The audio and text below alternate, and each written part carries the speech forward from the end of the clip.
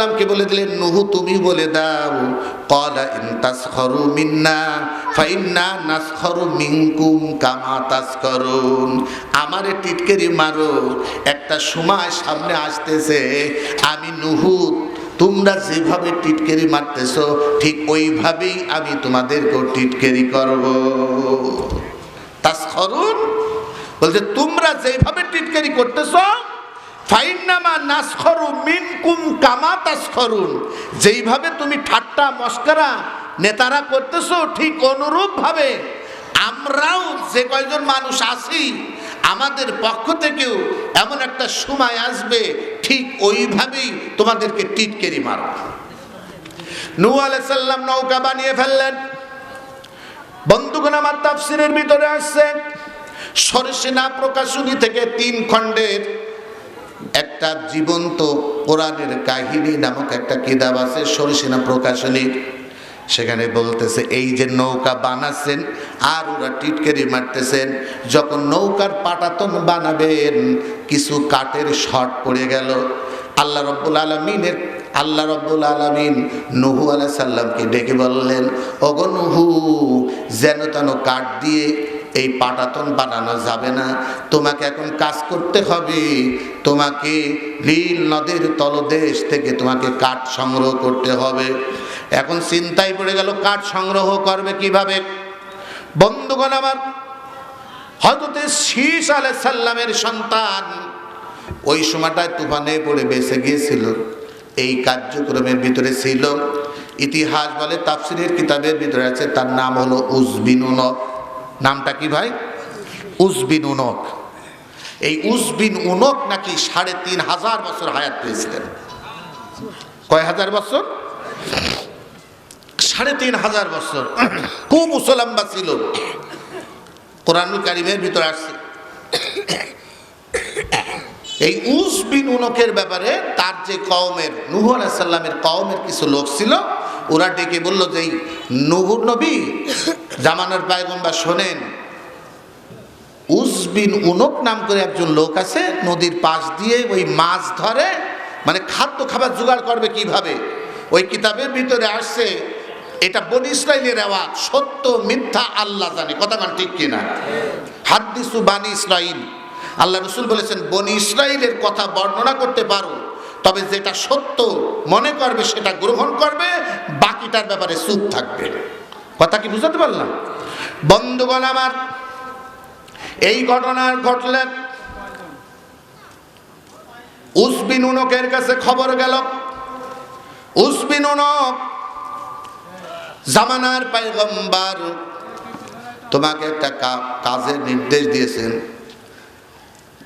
এই নীল নদের তলদেশে এক ধরনের কাঠ আছে, ওই কাঠ আনতে হবে। আমাদের জামানার পয়গম্বর নূহ নৌকা বানাচ্ছে, ওই নৌকার পাটাতন করতে হবে, সুতরাং ওই কাঠটা তুমি তুলে দাও। তখন উযবিন উনক বলল, আমার খাতিলতি সময় চলে যায়, ওই কাঠ তুলব কখন? আমি এই বয়স অবধি পর্যন্ত একদিনের জন্য আমি পেট ভরে খাতে পারিনি, আমি এ কাজ করতে পারবো না। আমার খাবার জোগাড় করার সময় চলে যায়, আমি বাড়তি কাজ করতে পারি না। নূহ নবী, হযরত নূহ আলাইহিস সালামের উম্মতেরা নূহ নবীর কাছে যায়, বলল, আল্লাহর পয়গম্বর নূহ, ঘটনা ঘটে গেছে। উযবিন উনক তো এ কাজে রাজি না, সে তো রাজি হচ্ছে না, কি করে তাকে রাজি করানো যায়? সে বলতেছে তার নাকি খাবার জোগাড় করার জন্য সময় চলে যায়, বাকি কাজ করার তার সময় নেই। আল্লাহর নবী নূহ তার উম্মতকে ডেকে বললেন, উযবিন উনকের কাছে যেয়ে বলো, এক ওয়াক্ত জীবনে এই পর্যন্ত নাকি সে পেট ভরে খাবার খেতে পারেনি। আমি কথা দিচ্ছি তাকে এক বেলা পেট ভরে খাবার খাওয়ানো হবে। বললো যে এক বেলা পেট ভরে কি খাবার খাওয়ার দাওয়াত দেওয়া হচ্ছে। নূহ নবীর উম্মতরা যেয়ে উযবিন উনকের কাছে বললো, উযবিন উনক, তোমার জামানার পয়গম্বর আমাদের নূহ নবী বলেছেন তুমি যদি কাঠটা তুলে দাও তাহলে তোমার এক বেলা পেট ভরে খাবার খাওয়ানো হবে। প্রিয় ভাইরা আমার, তাফসিরের ভিতরে আসে উসবিন উনক রাজি হয়ে গেল, পাটাতনের কাঠ তুলে এনে দিল। এবার বলছে খাবার দাও। যখন খাবার দিতে গেছে তখন সামনে মাত্র 3খানা রুটি দিয়েছে। কয়খানা রুটি? 3খানা রুটি দিয়েছে। মিজাজ গরম হয়ে গেছে। আমার সকালে লাগে 5 মণ, দুপুরে লাগে 10 মণ, আবার রাত্রে লাগে 5 মণ। এই 20 মণ খাবার আমার প্রত্যেক দিন আমার পেটে লাগে আমার ক্ষুধার যন্ত্রণা চলে যাওয়ার জন্য। সুতরাং তুমি 3খানা রুটি দিচ্ছ, এইটা তোমরা ওয়াদা খেলাপ করেছো। মানুষকে দাওয়াত দিয়ে তার পেট ফুলে খাবার কথা বলে তার কাজটা করে নিয়েছ। আল্লাহর নবী নূহ আলাইহিস সালাম বললেন, আচ্ছা কত 10 মিনিট আগের সংবাদ না? আল্লাহর নবী সাল্লাল্লাহু আলাইহি ওয়াসাল্লাম ওই জামানার পয়গম্বর আলাইহিস সালাম বললেন, হে উসবিন উনক, গন্ডারে চামড়ার জামা ব্যবহার করতেন। আমি তাফসিরের ছাত্র, আমার উস্তাদের মুখ থেকে খুলনা আলিয়ার হেড মুফাসসির হুজুর মুশফিকুর রহমান তার জবান থেকে এই আলোচনা শুনেছি। উনি বলছিলেন যে গন্ডারে চামড়ার জামা গায়ে দিত এবং এমন অবস্থা ছিল তার, ও বন্ধুগণ আমার মানে নাকি এত কঠিন হালাত ছিল তার যে দুনিয়ার মানুষ স্বাভাবিক প্রক্রিয়ার মতো মানুষ ছিল না। বন্ধুগণ আমার, সে বলল যদি খাবার ঠিক মতো না দাও আমি কিন্তু কাঠ ফেলে দেব। সে বলল উসবিন উনক, আমি তোমার খাবারের দাওয়াত দেইনি, এই নৌকা যার ডিরেকশনে বানিয়েছি সেই আরশের মালিক তোমার রব, আমার রব, সেই প্রতিপালক তোমার খাবারের দাওয়াত দিয়েছেন। তুমি খাবারটা গ্রহণ করার আগে বিসমিল্লাহ বলে শুরু করো। আর নূহ আলাইহিস সালাম বললেন, এই খাবারটা রুটিগুলো তুমি পকেটের ভিতরে রাখবে, এই কাজটুকু তুমি করবে। এবার সে বিসমিল্লাহ বলে খাবার শুরু করলো। আপনারা যেটা মনে করতেছেন, আমার কথা কিন্তু মনে আছে যে সুবহান শব্দ মানুষ এটা স্বাভাবিক প্রক্রিয়ায় অসম্ভব মনে করে, এটা আল্লাহর জন্য খুবই সহজ কথা। কোন ঠিক কিনা? আমি বুঝতে চাচ্ছি, এটা মনে আছে কি আপনাদের কথা? আমি বলছিলাম যে সুবহানাল্লাহ বলে এত নেকি হয় যে মিজানের পাল্লা ভারী হয়ে যায়। এই এত নেকি কেন হয়? এই নেকির সাথে ঈমান জড়িত, বিশ্বাস জড়িত। বিশ্বাস যদি না হয় তাহলে বলার দ্বারা কোনো নেকি হয় না। কথা কি মনে আছে আপনাদের? এই বিষয়টা উপলব্ধি করার জন্য বলতেছি। বন্ধুগণ আমার, এই কথাটা বুঝার জন্য আমাকে এই জায়গা থেকে আরো একটু জায়গা কোরআন থেকে বলতে হবে। খুব ভালো করে জানবেন, শুনবেন। গোটা দুনিয়ার মানুষ যেটাকে অসম্ভব মনে করে আল্লাহর জন্য সেটা কোনো ব্যাপারই না। কথা কোন ঠিক কিনা? সেটা কিভাবে হয়েছে আসুন আমি একটু আর এক জায়গায় আপনাদেরকে একটু আলোচনা শোনাই। কোরআন কি বলতেছে? মানুষ যেটা অসম্ভব মনে করে সেটা আল্লাহর কাছে যে সম্ভব, এই ব্যাপারটা কুরআনুল কারীমের ভিতরে কি আলোচনা এসেছে আমি একটু আপনাদেরকে সেই ব্যাপারে নক করাবো। আপনারা জানেন কুরআনুল কারীমে সূরা আল ইমরান নাম করে একটা সূরা আছে কিনা বলেন?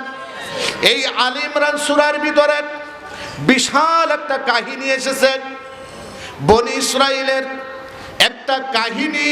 আর ওই আলে ইমরান, ইমরানের বংশধরের নামে এই সূরাটার নামকরণ করা হয়েছে।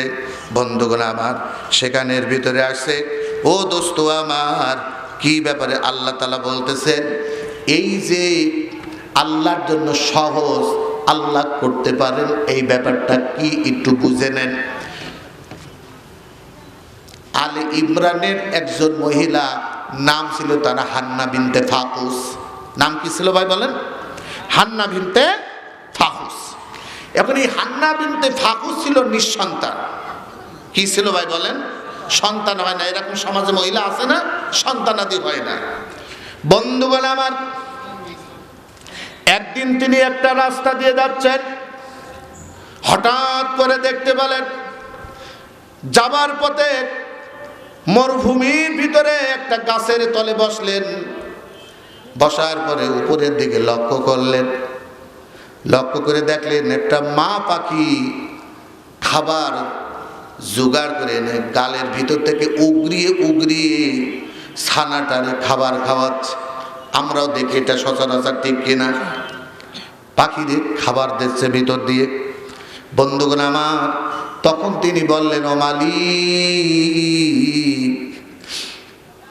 অবুঝ পাখির হৃদয়ের ভিতরে যদি মা সন্তানের এত ভালোবাসা দিতে পারো, আল্লাহ আমি তোমার গোলাম বান্দি, না জানি তোমার কত দরদ রয়েছে তোমার কুদরতি কলিজার ভিতরে। ওগো রব্বুল আলামিন, তুমি যদি দয়া করো, তুমি যদি মায়া করো, আমার সন্তান হয় না আল্লাহ গো, তুমি আমাকে একটা সন্তান দান করো। ওই মহব্বতের কসম করে বলতেছি, যেই মহব্বত তুমি পাখির ভিতরে, মা পাখিটার ভিতরে দিয়েছো, ওই মহব্বতের কসম করে বলতেছি, আমার সন্তান আদি হয় না, ওগো মালিক আমাকে একটা সন্তান দান করো। আজকে আমরা চাইতে জানি না, আমাদের হয় না, বিভিন্ন অসুবিধায় পড়লে আমরা মাজারে দৌড়াই, ল্যাংটা বাবার দরগারে দৌড়াই, কথা কন ঠিক কিনা? কুড়ার মসজিদে খানজাহান আলী, ওই আমানত শাহ, তাদের কাছে সব দিয়ে দিছি। মনে হয় আল্লাহ সব অলিদের কাছে দিয়ে আল্লাহ মনে হয় খালি হয়ে গেছে। এই জন্য আল্লাহর কাছে বান্দা চাই না, বান্দা চাই হলো পীরের কাছে, যে কথা কন ঠিক কিনা? পীরের কাছে যে চায়, বাবা আমার ছেলে হয় না, আমার একটা ছেলে দাও। ওগো পাগলা বাবা, আমার মেয়ে হয় না, আমার একটা মেয়ে দাও। ওগো দয়াল বাবা, আমার কলজের ভিতরে আয়নাটা বসাই দাও। আছে কিনা বলেন? বিভিন্ন ওরা সব কিছু মনে করে সব ওই কবরের ভিতরে আছে। কথা কন ঠিক কিনা? সেই জায়গাটা অনেক দামি জায়গা কিনা বলেন? সব ভুলিব কিন্তু তোমায় ভুলতে পারি না, সোনার মদিনায় আমার প্রাণের মদিনা। সব ভুলিব কিন্তু তোমায় ভুলতে পারি না, ভুলিনি ভুলব না, ভুলতে পারি না, ভুলিনি ভুলব না, ভুলতে পারি না। সোনার মদিনা আমার প্রাণের মদিনা, সব ভুলিব কিন্তু তোমায় ভুলতে পারি না। ঠিক কিনা জোরে বলেন? প্রিয় বন্ধুগণ আমার, আল্লাহর নবীর কারণে ওই মদিনার মর্যাদা বেড়েছে। ঠিক কিনা বলেন? ইমাম মালিক রাহিমাহুল্লাহু তাআলার জীবনীতে আসছেন, মসজিদে নববীতে বসে তিনি হাদিসের দার্স দিতেন। হাজার হাজার মানুষ তার কাছ থেকে হাদিসের দার্স নিত। কিতাবের ভিতরে আছে 22টি বছর তিনি মদিনায় ছিলেন। এই 22টি বছর নাকি মদিনায় কোনো জুতা স্যান্ডেল তিনি ব্যবহার করেনি। তার ধারণা ছিল, তার বিশ্বাস আকীদা ছিল, যেই মদিনায় আমার নবী শুয়ে রয়েছে, যেই মাটির তলে, আমি ওই মসজিদে নববীর পাশ দিয়ে কেমন করে জুতা স্যান্ডেল পায়ে দেব।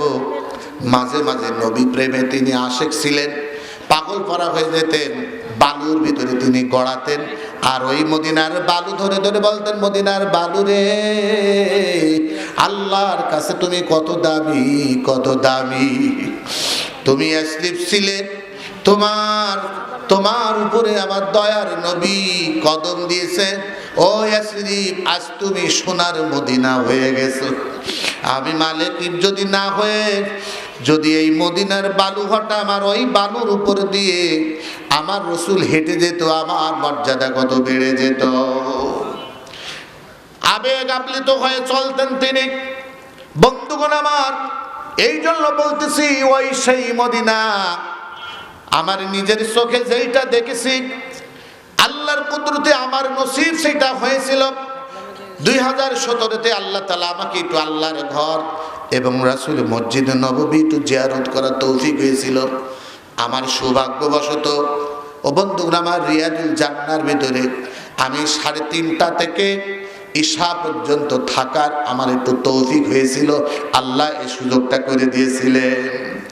উস্তুনে হারিসের কাছে আল্লাহ আমার একটু বসার জায়গা করে দিয়েছিলেন। তার মানে হলো যারা জোহরের রক্ত শেষ করে শেষ কাতারে দাঁড়িয়ে দাঁড়িয়ে বন্ধুগণ আমার ভাগ ভাগ করে রিয়াদুল জান্নায় 2 রাকাত নামাজ পড়ার জন্য 15 মিনিট সময় পাওয়া যায়, এমন একটি জায়গা, যেই জায়গাটায় যদি হাজ হিসেবে টাকাটা যদি হালাল হয়, আর ওই জায়গায় যে 2 রাকাত নামাজ পড়ে আল্লাহর কাছে যে দোয়া করবে নেক দোয়া, আল্লাহ তার দোয়া কবুল করবেন। রিয়াদুল জান্নাহ ওই জমিনটুকু হলো জান্নাতের অংশ বিশেষ। আল্লাহ রসুলের হুজরা থেকে রসুলের মেম্বার পর্যন্ত এই জায়গাটুকু হলো জান্নাতের টুকরা। হাসরের ময়দানে রব্বুল আলামিন এই জায়গাটুকুকে জান্নাতের ভিতরে স্থান দিবেন। প্রিয় বন্ধুগণ আমার, কথাটা আমি এই জন্য বলতেছি, ওখানে দেখেছি সৌদি আরবের মতুয়ারা পুলিশরা এবং মদিনা ইউনিভার্সিটির বড় বড় মুহাদ্দিস তারা স্বেচ্ছাশ্রম দেয়। আল্লাহ রসুলের রওজার পাশে দাঁড়িয়ে তারা চোখ রাখে। সারা পৃথিবীর মুসলমান সেখানে যায়, বিশেষ করে আমাদের বাংলাদেশের আবেগী মুসলমান যারা মাজার দেখলে পাগল হয়ে যায়, সব নিয়ে যে মাজারে চলে যায়। এই মাজারের ওলিদের কাছে যেই প্রকারে চাই, ওই মানুষটা তো বেকায়দা, কায়দা বেকায়দা। যারা ওলিদের কাছে কবরে মাজারে যেতে পারে তারা না জানি কত আবেগ আপ্লুত হয়ে পড়ে মসজিদে নববীতে যায়। কথা কান ঠিক কিনা? পুলিশরা খুব সাবধান। কেন সাবধান জানেন? সাবধান হলো, যদি বেকায়দা আল্লাহর নবীর রওজার পাশে দাঁড়িয়ে কোন মুসলমান যদি হাত তুলে অথবা মন দিয়ে বলে ফেলে, বাংলাদেশ থেকে এসেছে ও গো আল্লাহর নবী, আমার ছেলে হয় না, একটা ছেলে দাও। কোন নারী পুরুষ মুমিন মুমিনাত যদি বলে ফেলে, আমার ব্যবসা ভালো হয় না, আমি বড় কষ্টে আছি, আমার মুসিবতটা দূর করে দাও ও গো আল্লাহর পয়গম্বর, তাহলে বলতে দেরি হবে, ওই মানুষটা মুশরিক হতে দেরি হবে না। কথা কি বুঝাতে পারলাম? খুব সতর্ক। যারা আমাদের কাছে মাজারে যে সেজদা দেয়, সেজদা তো দূরে থাক, আমি নিজের চোখে প্রায় 3.5 ঘন্টা আমি উস্তুনে হারিস একবার আল্লাহ রসুলের রওজা মুবারকের পাশেই যে 2টা কুটি বন্ধুগণ আমার, তার একটা হলো উস্তুনে হারিস, যেই জায়গায় রাসূল সাল্লাল্লাহু আলাইহি ওয়াসাল্লাম আম্মা জান আয়েশার ঘর থেকে মাথা বের করে দিতেন, আর আল্লাহ রাসূল সাল্লাল্লাহু আলাইহি ওয়াসাল্লাম ওই মসজিদের নববীতে এসে মাথা বের করে দিতেন, আর আম্মা জান আয়েশা ইতিকাফরত অবস্থায় আল্লাহ রাসূলের মাথা ধুয়ে দিতেন। সুবহানাল্লাহ। সেই জায়গাটা খুব দামি। আমি পুলিশ এত সতর্ক, এত সতর্ক, সরাসরি তাকাতে দেয় না। এই হাজি রুখ ইলা কাবা, কিছু চাওয়ার থাকলে কোথায় চাও? এই মানুষটি যেই জায়গায় চেয়েছে, যেইটাকে কেন্দ্র করে চেয়েছে, যদি হাত তুলতে হয় এদিকে না, ইনি যার কাছে চেয়েছেন তুমি তার কাছে চাও। সুবহানাল্লাহ। এখানে এখানে কিচ্ছু নেই। আজকে সুন্নি আলেম নামধারী আল্লাহ আমাদের বাঁচিয়েছে, পদ্মার এই পাশে নেই, এইরকম নবীর আশেক নেই, নবীকে নিয়ে বাড়াবাড়ি করে পদ্মার ওই পারে, ঢাকার ওই পাশে, ব্রাহ্মণবাড়িয়া, চট্টগ্রামে দিয়ে ভরা। কথা কান ঠিক কিনা? আজকে ইউটিউবের জগতে এসে, ফেসবুক ইউটিউবে এসে বিষয়গুলো আমরা উপলব্ধি করতে পারছি। কথা কান ঠিক কিনা? বন্ধুগণ আমার, আল্লাহ আমাদের বাঁচাইছে এই ব্যাপারে, আলহামদুলিল্লাহ বলেন।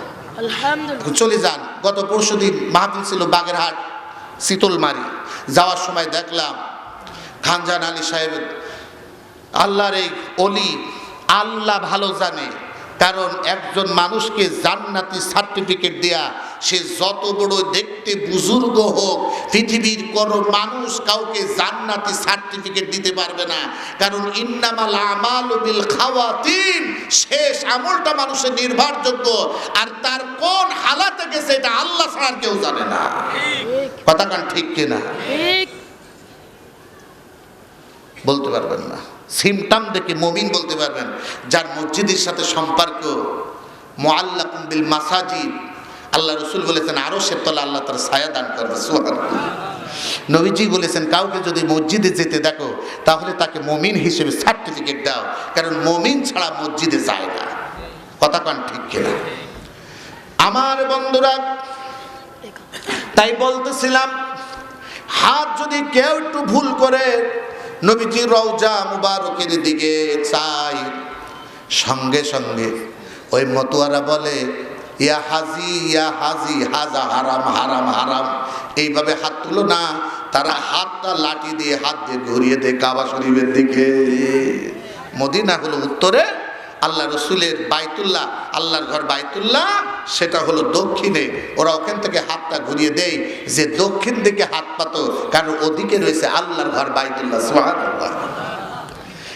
আর আমাদের দেশ, তাহলে বোঝা গেল বন্ধুগণ আমার, ভালো করে বসবেন, কিয়ামত পর্যন্ত তাহাজ্জুদে কোনো কাজ হবে না যদি আকীদার ভিতরে, বিশ্বাসের ভিতরে একটুকুনি শিরক যুক্ত থাকে, জাহান্নাম অবধারিত হয়ে যাবে। কথা কান ঠিক কিনা? আল্লাহ রাসূল বললেন সিনতানে মুজিবাতান, মাল মুজিবাতানে ইয়া রাসূলুল্লাহ?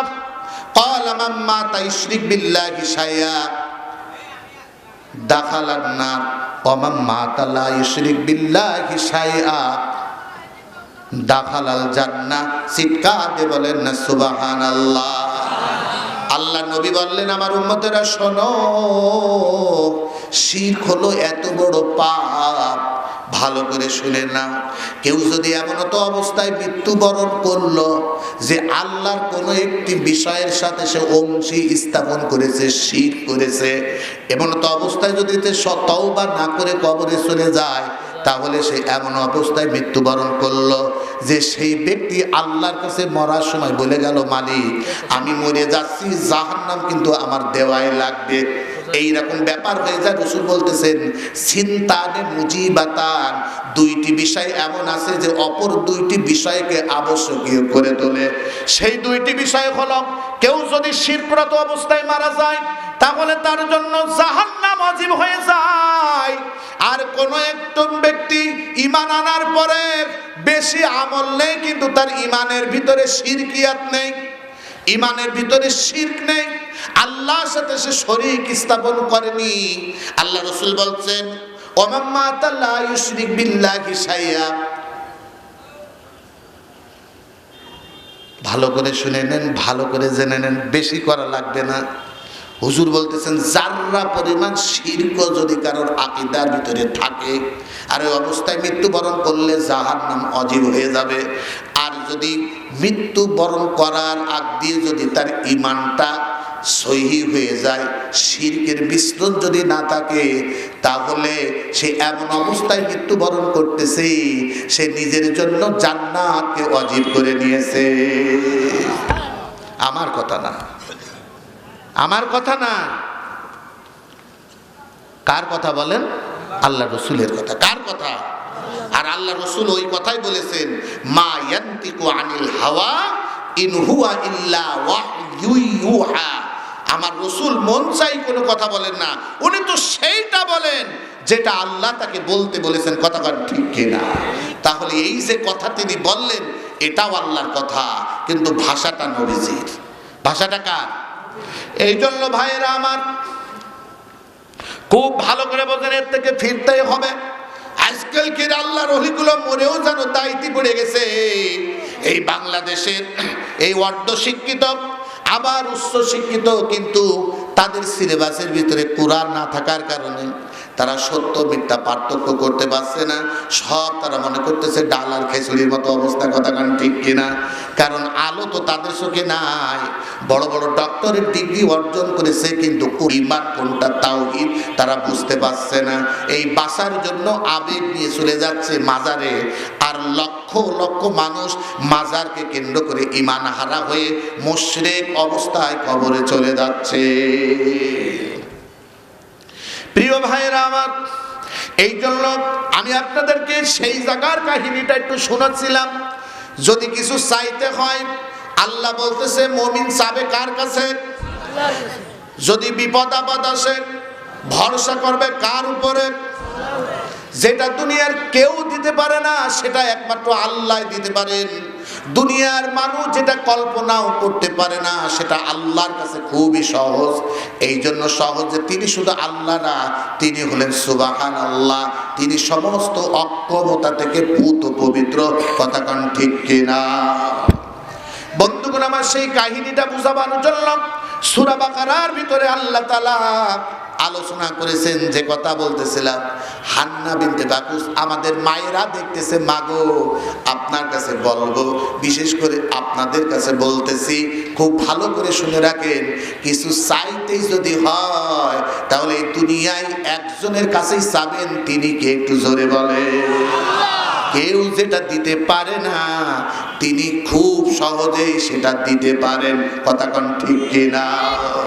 তার কাছে কোনো কিছু না পারার মতো কোনো কথা নেই, তিনি সব পারেন। তবে তার সত্তাগত কারণে এমন কিছু কাজ আছে যে আল্লাহও পারে না। সুবহানাল্লাহ, বুঝতে পারলেন? কোরআনে বলছে আল্লাহ সব পারেন, আবার দেখা যাচ্ছে যে না, আল্লাহ সব পারেন না। আল্লাহর মহান সত্তায়িত্বের কারণে কিছু কাজ আছে তিনি নিজেও পারেন না। সুবহানাল্লাহ। কারণ যিনি আল্লাহ তিনি এগুলো পারবেন না। বলেন সেইটা কি? যেমন আমরা আয়াতুল কুরসির ভিতরে আল্লাহর পরিচয় জানি, আল্লাহু লা ইলাহা ইল্লা হুয়াল হাইয়ুল কাইয়্যুম।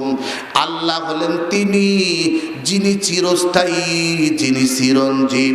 সুতরাং আল্লাহ যিনি হবেন তিনি মরতে পারবেন না, আল্লাহ যিনি হবেন তিনি বুড়ো হবেন না, আল্লাহ যিনি হন লা তাখুদুহু সিনাতু ওয়ালা নাওম। আল্লাহ যিনি হবেন তিনি ঘুমান না, যিনি ঘুমান তিনি কখনো স্রষ্টা হতে পারেন না। কথা কি বুঝাতে পারলাম? তাহলে বলেন আল্লাহ কি সব পারে? আল্লাহ সব পারে না, এখানে পারেনি তো। যিনি তন্দ্রা, আল্লাহ তো বলছেন লা তাখুদুহু সিনাতু ওয়ালা নাওম। ঘুম তো দূরে থাক, ঘুম তো দূরে থাক, তার তন্দ্রাও স্পর্শ করে না। সুবহানাল্লাহ বলেন। মুসা আলাইহিস সালাম মাঝে মাঝে নবীরা এরকম প্রশ্ন করতেন আল্লাহর কাছে। কথা কি বুঝতে পারলেন? মুসা নবীকে, আল্লাহ গো একটু বলেন তো, এই যে আপনি না ঘুমিয়ে পারেন কি করে? আমার তো মাথায় ঢোকে না। আমার তো না ঘুমলি গৌবাসে আমার শরীরে অস্থিরতা তৈরি হয়, তা আপনি না ঘুমিয়ে পারেন কি করে? এই যে আপনি বলেন যে ঘুমও আসে না, তন্দ্রাও স্পর্শ করে না, এই ব্যাপারটা কি আমি একটু জানতে চাই। উলুল আজম পায়গম্বর, তো 5 জন উলুল আজম পায়গম্বর আছে, তার ভিতরে হযরত মুসা কালিমুল্লাহ একজন। আলহামদুলিল্লাহ বললেন, এমন একজন নবী, ওয়া কাল্লামাল্লাহু মুসা তাকলিমা, এমন একজন পায়গম্বর যিনি আল্লাহর সাথে সর্বদা কথা বলতেন, বাক্য বিনিময় হতো। সুবহানাল্লাহ বলেন। এই মুসা আলাইহিস সালাম একবার বললেন, মালিক তুমি শর্ত দিয়েছো, আল্লাযীনা ইউমিনুনা বিল গায়ব, ঈমান আনতে হবে না দেখে। কথা কান ঠিক কিনা? তুমি শর্ত দিয়েছো, ও আল্লাহ তোমাকে দেখা যাবে না, কিন্তু তোমার পরে ঈমান আনতে হবে। মুসা আলাইহিস সালাম কয়, আল্লাহ আমি তো আপনাকে দেখতে চাই। আমি একটু কি চাই? আমাকে একটু দেখা দেয়া লাগবে। আল্লাহ কয়, মুসা এই কাজটা করো না, লা তুদরিকুল আবসার, দুনিয়ার চোখ আমাকে ধারণ করতে পারবে না। আমি আল্লাহ সকলকে দেখি, কিন্তু আমাকে দেখা সম্ভবপর নয়। এটা মাটির চক্ষু দিয়ে দেখা সম্ভবপর নয়। ভালো করে বুঝবেন। অথচ আল্লাহ রসুল বললেন, আল্লাহর দাসত্ব, আল্লাহর গোলামি এইভাবে করো, আনতা আবুদাল্লাহ কাআন্নাকা তারাহু, এমনভাবে আল্লাহর গোলামি করো, দাসত্ব করো যেন স্বয়ং আল্লাহ তোমাকে দেখতেছে, তুমি আল্লাহকে দেখতেছো। প্রথম শর্ত, এমনভাবে ইবাদত করো যে তুমি আল্লাহকে দেখতেছো। বন্ধুগণ আমার এই কথার অর্থটা কি শোনেন? কি ভাই আপনাদের কষ্ট হচ্ছে না তো? বুঝতে পারছেন? আমি এমনি কিস্সা কাহিনী বলতে পারি না, কিস্সার অভাব নেই কোরআনে। আমরা যা কিছু বলবো, এই যে সারাদিন আমরা সুবহানাল্লাহ জিকির করি, আমার কথাটা কি মনে আছে আপনাদের? যে সুবহানাল্লাহ রসুল বলতেছেন যে সুবহানাল্লাহ তামলা আউলাউল মিজান, যে ব্যক্তি বলে যে সুবহানাল্লাহ, এই বলার দ্বারা তার নেকির পাল্লা ভারী হয়ে যায়। সুবহানাল্লাহ। তাহলে এই যে সুবহানাল্লাহ বারবার বলতেছি, নেকির পাল্লা ভারী হয়ে যাচ্ছে, কেন হচ্ছে? এর ওজনটা এত কেন? এই কেনর উত্তরটা দেওয়ার জন্য আমি কোরআন খুলেছি, যে এই কেনর প্রশ্নটার উত্তর দেওয়ার জন্য। কথা মনে আছে আপনাদের? এই জন্য বলতেছি, বা ভালো করে বোঝেন, বললেই হবে না, আগে বিশ্বাস করতে হবে। আগে কি করতে হবে? বিশ্বাস করতে হবে, জায়গা তৈরি করতে হবে, নিরিখ তৈরি করতে হবে। তীর মারার আগে আগে নিরিখ করতে হবে, গুলি করার আগে আগে নিরিখ করতে হবে, পথ চলার আগে আগে পথ ও পন্থা, যার পথে চলবো তাকে চিনে নিতে হবে, তার শান তার মান আগে বুঝতে হবে। কথাটা ঠিক কিনা? এই জন্য আল্লাহ রাব্বুল আলামিন সূরা হজের ভিতরে বললেন, মা কদারুল্লাহ হাক্কা কদরি, যারা শিরক করে তারা আল্লাহর মান মর্যাদা ইজ্জত এটা উপলব্ধি করতে পারে না। তারা বোঝে না যে আল্লাহ সব দিতে পারে, আল্লাহ দেওয়ার জন্য কোনো মাধ্যম লাগে না, বিনা মাধ্যমে তিনি বান্দার চাহিদা পূরণ করতে পারেন। কথা কান ঠিক কিনা? কেন পারেন তাও বলছি। সাহাবীরা ঈমান আনলো, আল্লাহ রসুলের কাছে প্রশ্ন করলো, হুজুর আপনি তো বলেছেন আল্লাহ দেখে ঈমান আনা যাবে না, না দেখে ঈমান আনতে হবে। এখন আমরা তো না দেখে ঈমান আনেছি, তবে আমার মনের চাহিদা হলো, মনের প্রশ্ন হলো, হুজুর একটু জানতে চাই, আমরা যদি ডাকি আমাদের অভাব অনাটন, আমাদের সুখ দুঃখ তিনি দেখেন কিনা? আমরা যদি ডাকি তাহলে তিনি ডাকটা শোনেন কিনা? হুজুর এই উত্তরটা দেন। তাফসীরের কিতাবের ভিতরে আছে, এই প্রশ্ন করার পরে হুজুর এই চিন্তায় পড়ে গেলেন, দেখি এই ব্যাপারে আল্লাহ কি বলেন। ওহীর জন্য অপেক্ষা করতেছেন। কোরআনুল কারিমে ওহী নাজিল হয়ে গেল সূরা বাকারার ভিতরে, ওয়া ইযা সালাকা ইবাদি আন্নী ফাইন্নী করিব উজিবু দাওয়াতাদ দাঈ ইযা দাআন ফালইস্তাজিবু লি ওয়াল ইউমিনু বি লাআল্লাহুম ইয়ারশুদুন। চিৎকার বলেন সুবহানাল্লাহ। সমস্যার সমাধান কোরআনে আছে কিনা বলেন? মা ফাররাতনা ফিল কিতাবি মিন শাই, মানুষ জীবনের এমন কোনো সমস্যায় পড়বে না যার সমস্যার সমাধান আল্লাহ তার কালামে দেয়নি। কথা কোন ঠিক কিনা? সমাধান, ও সমাধান, সমাধান চাও যদি জীবনে মরণে, ফিরে যাও খুঁজে নাও সুকুরা কুকুরানি সমাধান। ও সমাধান, সমাধান চাও যদি জীবনে মরণে, ফিরে যাও খুঁজে নাও সুকুরা কুকুরানি সমাধান। তবেই পাবে সুখ শান্তির ঠিকানা। শান্তি দরকার না আমাদের?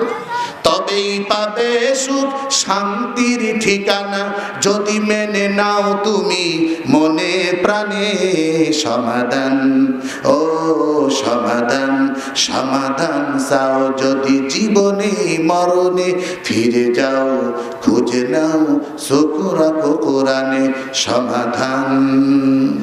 এ যে চির অম্লান চির মুক্তির গান, এ যে মহাবাণী খোদারি কালাম, এই দুনিয়ায় আর ওই আখিরাত, এই দুনিয়ায় আর ওই আখিরাত, মুক্তি পাবে তুমি দু জাহানে সমাধান।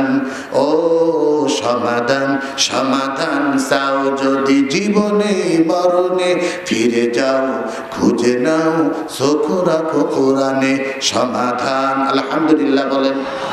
বলেন হুজুর এই সমাধানের কি আল্লাহ কি বলেন? আল্লাহ বললেন, ইন্না হাযাল কুরআনা ইয়াহদি লিল্লাতী হিয়া আকওয়াম। এ দুনিয়ার মানুষ, দুনিয়ায় শান্তি যদি চাও আর আখিরাতের মুক্তি নাজাত যদি চাও, এই মরণের পরে কবরে যদি ঘুমাতে চাও, আরশের তলে যদি ছায়া চাও, হাউজে কাউসারের পানি যদি চাও, আমি আল্লাহ তোমাদের বলে দিলাম, ইন্না হাযাল কুরআন, সমাধান চাও কোরআনের কাছে। কোন আকীদা গ্রহণ করলে, কোন পথে চললে দুনিয়ায় শান্তি পাওয়া যাবে, আর কবরে ঘুমানো যাবে, আর আলমে আখিরাতে আল্লাহর আরশের তলে ছায়া পাওয়া যাবে, হাউজে কাউসারের পানি পাওয়া যাবে, নেকির পাল্লা ভারী হবে, ডান হাতে আমল নামা আসবে, বিদ্যুতের গতিতে জাহান্নামের উপরে স্থাপন করা পুলসিরাত চোখের পলকে পার হয়ে যাবে।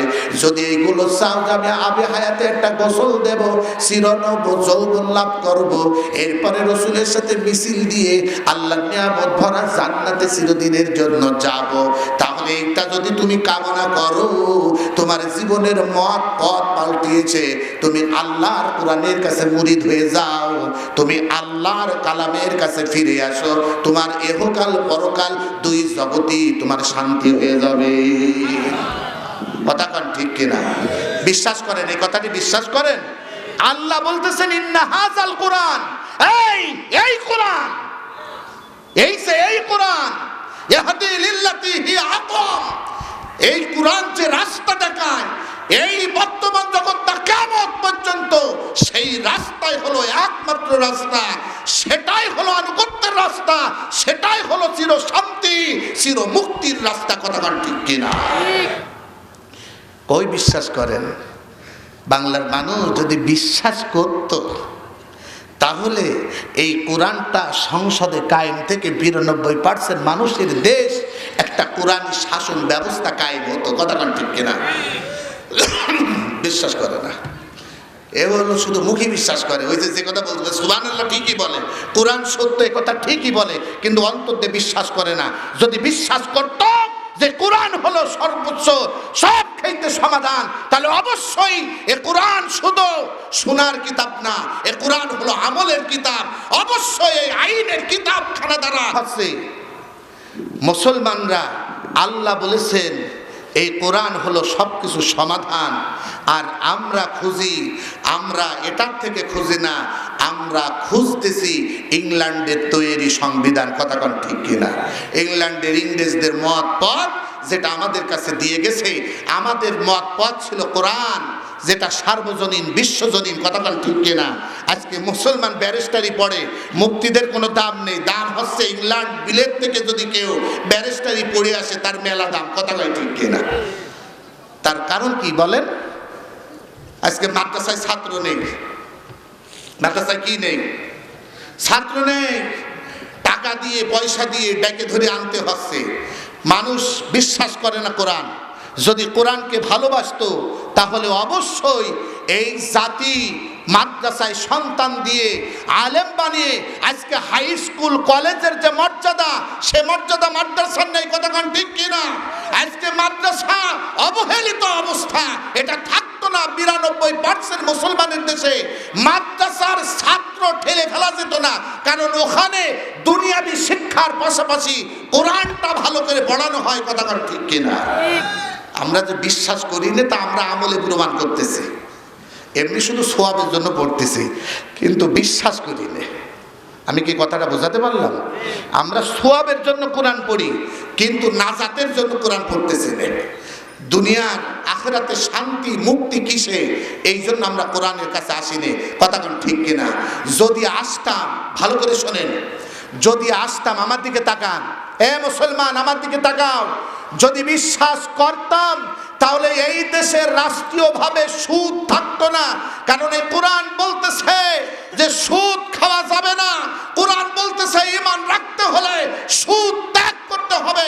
বিশ্বনবী বললেন ইজতানিবুস সাবআল মুবিকাত, হে আমার উম্মতেরা শোনো, 7টি ঈমান বিধ্বংসী আমল আছে, এইগুলো করবে না। থোড়াই কি আর করতেছে বাংলাদেশের মুসলমান, অনেক হাজী সাহেব গাজী সাহেব। কথা কোন ঠিক কিনা? কি বলেন ভাই? সুদ আছে না নেই? এই 8 পাড়া 3 পাড়া, এই 8 পাড়ার ব্যাংকে যেগুলো আছে, সুদ আছে না নেই? সুদের অঙ্ক প্রাইমারি পড়ায় না পড়ায় না? কথা কয় না কেন? পড়ায়। তাহলে যে বিশ্বাস করি না, আমি একটু প্রমাণ দিই, ওয়াজ কিন্তু আমার বাড়িয়ে গেছে। আমরা যে সুবহানাল্লাহ যে বিশ্বাস করি না, বলি, কথাটা কি মনে আছে আপনাদের?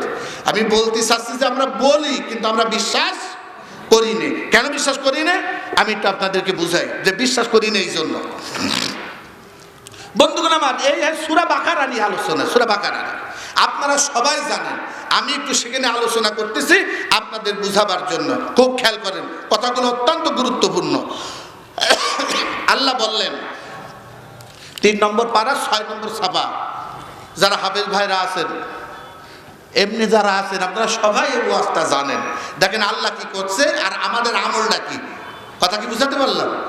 বন্ধুগণ আমার, আল্লাহ বললেন আল্লাযীনা ইয়াকুলুনা রিবা লা ইয়াকুমুনা ইল্লা কামা ইয়াকুমুল্লাযী ইয়াতাকাব্বাতুহু শাইতানু মিনাল মাস। আমরা বড় ঘৃণা করি চীন জাতিরা, চীনারা, বৌদ্ধরা, ওরা পেঁচা খায়, ওরা গুই সাপ খায়, খুব ঘৃণা, কথা কোন ঠিক কিনা? ওরা পেঁচা খায়, ওরা বেজি খায়, ওরা সাপ খায়। আল্লাহ, ওদের সাথে চলা যায়? এত বড় ম্যালুস ওরা। ওরা সাপ খায়, বেজি খায়, আর বাংলাদেশের মুসলমান এরা হলো সুদ খায়, এরা হলো ঘুষ খায়, কথা কোন ঠিক কিনা? এরাও খায়, বাংলাদেশের মুসলমানরা এরাও খায়। তবে ওরা পেশা খায় না, তবে দুনিয়ার সবচেয়ে নিকৃষ্ট জিনিস খায়, যেটা একটা দিরহাম খাইলে 36 বার আপন মায়ের সাথে জিনা করার মতো গুনাহ। এত গুনাহ নবীজি বললেন থোড়াই কি আর করে? কয় ওই সব ওয়াজে বাংলাদেশে চলে না, কথা কোন ঠিক কিনা? বাংলাদেশের মানুষ যদি কোরআন পড়তো আর নবীর কথা যদি বিশ্বাস করত, তাহলে না খেয়ে মরে যেত, ব্যবসায় লালবাতি জ্বললেও, জীবন চলে গেলেও সে কোনোদিন সুদের কাছে যেত না। আমরা ভাই বোনের জমি ফাঁকি দিয়ে খাই না, কইছে কিনা? আমরা এইটা করি, আমরা শরীক ফাঁকি দিয়ে খাই, আমরা মেলা কিছু খাই, কথা কোন ঠিক কিনা? আমরা ডাকাতি করে খাই, আমরা চুরি করে খাই, আমরা কলমের ফাঁকি দিয়ে হাজার হাজার টাকা আত্মসাৎ করি। আমরা এইটা খেয়ে হজম করে বিদেশে বাড়ি বানাই। এই জন্য বাংলাদেশের মানুষের বেগম পাড়ায় বাড়ি লাগে, কথা কান ঠিক কিনা? আমরা খাই না, কইছে কিনা? যদি খাও, শোনো আল্লাহর কোরআন কি বলে। আল্লাহ বলছেন তাদের ব্যাপারে আল্লাহর ফয়সালা হলো ইয়াকুলুনা রিবা, যারা সুদ খায়, লা ইয়াকুমুনা ইল্লা কামা ইয়াকুমুল্লাযী ইয়াতাখাব্বাতুহু শাইতানু মিনাল মাস। ওই ব্যক্তির অবস্থা হলো এরকম যেন তাকে জিনে আসর করলে যেমন সে আত্মভোলা হয়ে যায়, তার তাল মাতাল হয়ে যায়, তার ব্রেন বুদ্ধি শুদ্ধি ঠিক থাকে না। যেই লোকটারে জিনে আসর করে সে কি স্বাভাবিক থাকে নাকি? হাসরের ময়দানে যেদিন আল্লাহ রাব্বুল আলামিন তিনি এই আরশের মালিক বান্দার বিচার করার জন্য ডাক দেবেন, বিশ্বাস হয় এটা? লা ইয়াতমান্নাকুম ইলা ইয়াউমিল কিয়ামাতি লা রাইবা ফীহ, কোনো সন্দেহ নাই সেদিন আল্লাহ তোমাদেরকে হাসরের ময়দানে জমা করবেন। লা রাইবা ফীহ, এই ব্যাপারে কোনো সন্দেহ নাই। ইদা ওয়াকাতিল ওয়াকিয়া লাইসা লিওয়াকাতিহা কাযিবা খাফিদাতুর রাফিয়া ইদা রুজ্জাতিল আরদু রাজ্জা ওয়া বুসাতিল জিবালু বাসা। আল্লাহ বললেন সেদিন ঘটনা যেদিন ঘটবে সেই ঘটনা মিথ্যা বলার মতো কেউ থাকবে না, কথা কোন ঠিক কিনা? 1000 আয়াত আল্লাহ নাজিল করেছেন, বিশ্বাস আমাদের হয় না। আল্লাহ বলতেছেন ইয়াউমা ইয়াবাতুহুমুল্লাহু জামিআন ফায়াহলিফুনা লাহু। আল্লাহ বললেন ইয়াউমা ইয়াবাতুহুমুল্লাহু জামিআ ফায়ুনাব্বিউহুম বিমা আমিলু আহসাহুল্লাহু ওয়া নাসু। আল্লাহ বললেন আমি আল্লাহ তাদেরকে সেদিন পুনরুত্থিত করব, এরপরে দুনিয়ায় তারা যা করেছিল, করে করে ভুলে গিয়েছিল, আমি আল্লাহ তাদেরকে সেটা অবহিত করব। মা কদ্দামা ওয়া আখার, যা সে ছেড়ে এসেছে, যা সে সামনে পাঠিয়েছে, সব আমি দেখাবো। এত ওয়াজ আল্লাহ কোরআনে করে, এই বাংলার মানুষ আল্লাহর কথা বিশ্বাস করে না, কথা কোন ঠিক কিনা? করে না, তার প্রমাণ হলো আমি যে কথাগুলো বলতেছি। আল্লাহ বলেন হাসরের ময়দানে আল্লাহ বিচার করবেন, আর ওই সময় মানুষ যারা মুসলমান সুদ খাইছেন তারা ওই ভ্রান্তর মতো দাঁড়াবে। কামা ইয়াকুমুল্লাযী ইয়াতাখাব্বাতুহু শাইতানু মিনাল মাস, শয়তান যাদেরকে স্পর্শ করে আবল তাবল করে দিয়েছে, এইরকম হাল হকিকত নিয়ে পাগলের মতো তারা আল্লাহর সামনে দাঁড়াবে। এই দাঁড়ালেই চিনা যাবে এই মানুষগুলো হলো সুদখোর। এরা পাগলামি করছে কেন? এদের ব্রেন খারাপ কেন? কারণ এরা বোঝা যাচ্ছে দুনিয়ায় সুদ করে কারবারি করেছিল, সুদ খেয়েছিল। বন্ধুগণ আমার, এবার আল্লাহ তাআলা বললেন বান্দা ভালো করে শোনো, যালিকা বিআন্নাহুম ক্বালু ইন্নামাল বাইউ মিথলুর রিবা ওয়া হাল্লাল্লাহুল বাইআ ওয়া হাররামার রিবা। শুধু সুদই খায় না, এই মানুষগুলো মস্ত বড় তামাশা করে আল্লাহর সাথে। দেখবেন যারা ব্যাংকে চাকরি করে, সুদী ব্যাংকে চাকরি করে, এবং যারা জেনারেল সাধারণ পার্সেন্ট মানুষ, তারা বলে ওই ব্যাংকে যারা ইসলাম নাম দিয়েছে তারাও যা করতেছে, সুদ আর ব্যবসা একই প্রকার। বলে টিটকারি করে বলে যে ওরা বলে ইন্টারেস্ট, আর আমরা বলি, আর একটা বাংলায় বলে সুদ, আর আরেক জায়গায় বলে মুনাফা। এরকম বলে কি বলে না বলেন? বন্ধুগণ আমার, আল্লাহ বলতেছেন এটা কত বড় অপরাধ যে এই জন্য তাদের শাস্তি হবে, এই জন্য হাসরের ময়দানে তারা পাগলের মতো উঠবে। আল্লাহ বললেন তাদের ব্যাপারটা হলো এই, যালিকা মানে এই ব্যাপার, বিআন্নাহুম ক্বালু যে তারা বলে কথা ইন্নামাল বাইউ মিসলুর রিবা, ব্যবসা বাণিজ্য আর সুদি কারবার ওটাই একই ব্যাপার, টাকারে পিঠ ও পিঠ, এর ভিতরে কোনো পার্থক্য নেই। আমরা যখনই আলোচনা করি এই সুদের পক্ষে হাজারো মানুষ এইভাবে বাবা ফতোয়া দেয়, আছে কিনা জোরে বলেন? আপনাদের এখানে নেই, আর পাড়া দিয়ে এই আশপাশ দিয়ে নেই, সব আল্লাহর ওলি। কথা কান ঠিক কিনা? এখানে একটাও চলে না, কেন? সব কুরআন বিশ্বাস করে, কেউ পাগলের মতো হাসরের ময়দানে দাঁড়াতে চায় না। কথা কান ঠিক কিনা? প্রিয় ভাইরা আমার, এবার আল্লাহ বলতেছে শোনো, এই ভালো করে শোনেন, আমি আল্লাহ ওয়াজ করলাম। ওয়াজটা কি? আহাল্লাল্লাহুল বাইআ ওয়া হাররামার রিবা। আমি আল্লাহ পদ্ধতিগতভাবে এই ব্যবসাকে হালাল করেছি। আমি আল্লাহ সুদ, এমন দিকে তাকান, ব্যবসাকে হালাল করেছি আর সুদকে করেছি হারাম। এই আমি এই ওয়াজ করলাম যে ব্যবসা হালাল, সুদ হলো হারাম। এরপর আল্লাহ বলেন ফামান জাআহু মাউইযাতুম মির রাব্বিহি ফান্তাহা ফালাহু মা সালাম। আমি আল্লাহর ওয়াজ যাদের কাছে আসলো আর যারা আমার ওয়াজ গ্রহণ করলো না, যারা বিরত হলো না, তারা সুদের কারবার চালায়েই যাচ্ছে। যাদের কানে খবর পৌঁছেছে যে সুদটা হারাম, এটা আল্লাহ হারাম করেছে, এরপরও যারা বুদ্ধি খাটিয়েছে, খাটানোর পরে আল্লাহ বলতেছেন যাদের কাছে আমারে আওয়াজটা পৌঁছালো, মাউইদাতুম মির রাব্বিহি, যাদের কাছে তার রবের ফরমান পৌঁছালো, ওয়াজটা পৌঁছালো, ফান্তাহা ফালাহু মা সালাম, যারা বিরত হয় তারা মূলধনটা ফেরত নিয়ে নেবে। ফামান, আল্লাহ বললেন ওয়া আমরুহু ইলাল্লাহ, আল্লাহর নির্দেশ যখন তাদের কাছে পৌঁছাবে, ওয়ামান দাআ, এরপরে যেই ব্যক্তি উদ্ভ্রান্ত হবে, আল্লাহর সীমারেখা মানবে না, জুলুম করবে, আল্লাহ বললেন বান্দা শোনো, ফাউলাইকা আসহাবুন নার হুম ফিহা খালিদুন।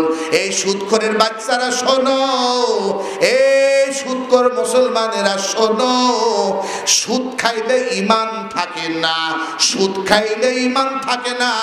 সুদ আর খায় আর যে ব্যক্তি ঈমানের দাবি করে, এ হলো ডাহা মিথ্যাবাদী। কথাকে বুঝাতে পারলাম? প্রিয় বন্ধুগণ আমার, আল্লাহ রাব্বুল আলামিন বললেন যে ব্যক্তি আমার কথা সীমা লঙ্ঘন করবে, হাসর নাসর ফিরাউনের সাথে করে দেব, তারা হবে জাহান্নামের অধিবাসী, হুম ফিহা খালিদুন।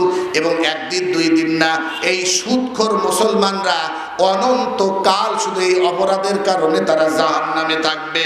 এরপরে আল্লাহ তাআলা বললেন বান্দা হুমকি দিলেন আল্লাহ, ইয়ামহাকুল্লাহুর রিবা ওয়া ইউরবিস সাদাকাত।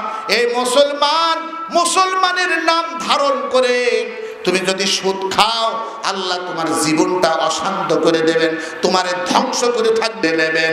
আর যদি তুমি সুদ থেকে বিরত হও, এরপরে যদি হালাল উপার্জন তারা তোমার জীবন নির্বাহ করো, আল্লাহ রাব্বুল আলামিন বলে দিলেন ওয়ায়ুরবি সাদাকাত, তোমার জানের বরকত হবে, তোমার মালের বরকত হবে, তোমার ঘরটা আমি আল্লাহ শান্তি দিয়ে ভরে দেব। প্রিয় ভাইরা আমার কথাটাকে আপনারা বুঝতে পারলেন? এমন কেউ আছেন নাকি যে হুজুর আমি বুঝিনি? বলেন। কারণ আজকের পর থেকে যদি সুদ আপনি ত্যাগ না করেন, তাহলে আপনি আল্লাহকে বুঝালেন, আল্লাহ গো শুনলাম, কিন্তু বনি ইসরাইল আমি শুনবো, তারপরে বুঝে দেখবো, ওই ইসলামটুক মানবো যে ইসলামটুকু আমার চলার পথে বাধা দেয় না, ওইটুক মানবো, কথা কোন ঠিক কিনা, আর বাকি ইসলাম সব খেদাই দেব। আল্লাহ বললেন বান্দারে শোনো, ইন্নাল্লাযীনা কাযযাবু বিআয়াতিনা ওয়াস্তাকবারু আনহা লা তুফাত্তাহু লাহুম আবওয়াবুস সামা ওয়া লা ইয়াদখুলুনাল জান্নাতা হাত্তা ইয়ালিজাল জামাল ফি সাম্মিল খিয়াত ওয়া কাযালিকা নাজজিল মুজরিমিন। আমার দিকে তাকান, ভালো করে শোনেন।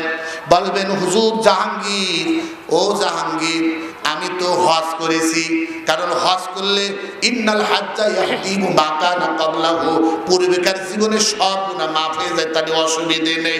একটু সুদকালে কি হয়, আমি নামাজ পড়ি, হুজুরের কাছে খতিব সাহেব ওয়াজ করে মসজিদে, 5 ওয়াক্ত নামাজ পড়লে 5টা পুরস্কার পাওয়া যাবে।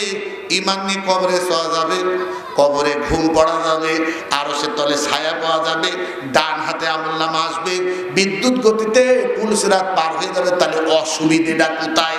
আমি তো নামাজ পড়তেছি, আমি একটা না মানলে কি হয়? ব্যবসা করতে গেলে এখন না খালি চলছে না, এইরকম হাজার হাজার মুসলমান আছে কিনা বাংলাদেশে? বন্ধুগণ আমার, আল্লাহ কি বলেন শোনেন, কাযযাবু বিআয়াতিনা ওয়াস্তাকবারু আনহা, যেই ব্যক্তিরা আল্লাহর নির্দেশের, আল্লাহর নিদর্শনের, আল্লাহর আয়াতের একটি আয়াতও যদি অস্বীকার করে, মিথ্যা প্রতিপন্ন করে, আর এই সমাজে ওই আয়াতটা চলে না, তাকাব্বারি করে যে এইটা চলে না, এইটা মানা যায় না, সব জায়গায় সবটা মানা যায় না, আমি সেই মুসলমানদেরকে বলতেছি সাবধান হয়ে যাও। শোনো, এই আকীদা যদি থাকে আর এই অবস্থায় যদি তুমি মৃত্যুর বুকে ঢলে পড়ো, তাহলে তোমার জন্য আল্লাহ বলতেছেন ওয়াস্তাকবারু আনহা লা তুফাত্তাহু লাহুম আবওয়াবুস সামা ওয়া লা ইয়াদখুলুনাল জান্নাতা হাত্তা ইয়ালিজাল জামালু ফি সাম্মিল খিয়াত। ভালো করে কথাটা শুনে রাখো, এই যে কিতাবখানা, এই কিতাবের ভিতরে যে বিধান দান করা হয়েছে, একটি বিধানও যদি মিথ্যা প্রতিপন্ন করো, একটি বিধানের ব্যাপারেও যদি তোমার সন্দেহ থাকে, তাহলে তোমার ব্যাপারে আল্লাহর ফায়সালা হলো ওই মানুষটা মরে যাওয়ার সাথে সাথে তার রূহটা যখন আজরাইল নিয়ে, ফেরেশতাদের নিয়ে যখন আসমানে সিদরাতুল মুনতাহা ইনদাহা জান্নাতুল মাওয়া, রূহ রাখার জন্য 7ম আসমানের পরে সিদরাতুল মুনতাহার কাছে জান্নাতুল মাওয়া, ওই জান্নাতুল মাওয়ার নাম হলো ইল্লিন। ওই ঊর্ধ্ব জগতে যে খাতাটা নামটা তুলতে হয়, ওই তোলার জন্য রূহটাকে এক বলতে 7টা আসমান তাকে পাড়ি দেওয়া লাগে। আমার আল্লাহ বললেন লা তুফাত্তাহু লাহুম আবওয়াবুস সামা, আমার এই আয়াতকে, আমার কথাকে মিথ্যা প্রতিপন্ন করার অপরাধে ও যদিও আর সব মেনেছে, একটা আয়াতের ব্যাপারে কন্ট্রাডিকশন করেছে, আমার আল্লাহ বলতেছেন তার রূহটা জান্নাতুল ফেরদাউসে যাওয়ার জন্য, তার রূহটা ইল্লিনে যাওয়ার জন্য যে আসমানের দরজা ভেদ করে যাওয়া লাগে, আল্লাহ রাব্বুল আলামিন বললেন তাদের জন্য আসমানের দরজা খোলা হবে না। যাদের জন্য আসমানের দরজা খোলা হবে না, তাদের রূহটা কোশ্চিন কালো জান্নাতে যেতে পারবে না।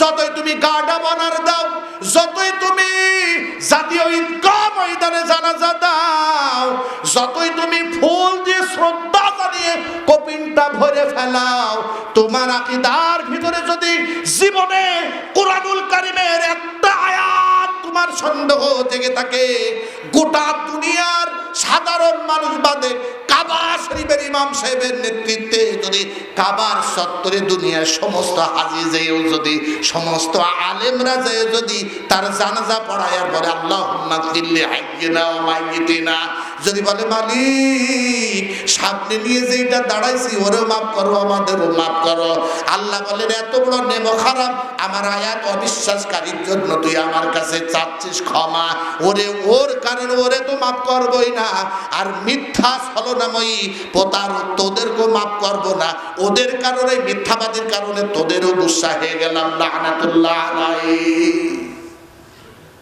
কথা বুঝতে পারিনি, কথা বুঝতে পারিনি। আমাদের জানা যায় কোরআন খোঁজ নেই, এইবার জানা যায় ভাই বলে লোকটা কেমন, এইবার সবাই বলে ভালো কথা কয় না কেন? কথা কয় না কেন?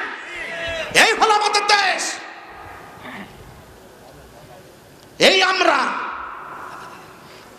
আর আমরা গরিব মানুষ, হুজুর পরে জামা গায়ে দিয়ে কোটের ভিতরে যদি বেকায়দা দেখে ফেলায় 1000 টাকার একটা লাল লোট, যদি শুনি যে বড় সাহেব, শশীর সাহেব, ওনার আব্বা মারা গেছে, বাবা মারা গেছে, হ্যাঁ বড় নেতা মারা গেছে, সব নেতারা সামনে আছে, জুম্মা পড়ার খোঁজ নেই, 5 ওয়াক্ত নামাজ পড়ার খোঁজ নেই, এই নেতাগুলো সামনের কাতার জায়গা টাকা করে, কথা কয় ঠিক কিনা?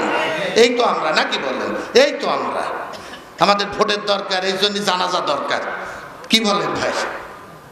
প্রিয় ভাইরা আমার, ধ্বংস হয়ে গেছি আমরা, আমাদের ধ্বংস হয়ে গেছি। বিশ্বাস হয় না, বিশ্বাস হচ্ছে না যে আমরা কিভাবে ধ্বংস হয়ে গেছি।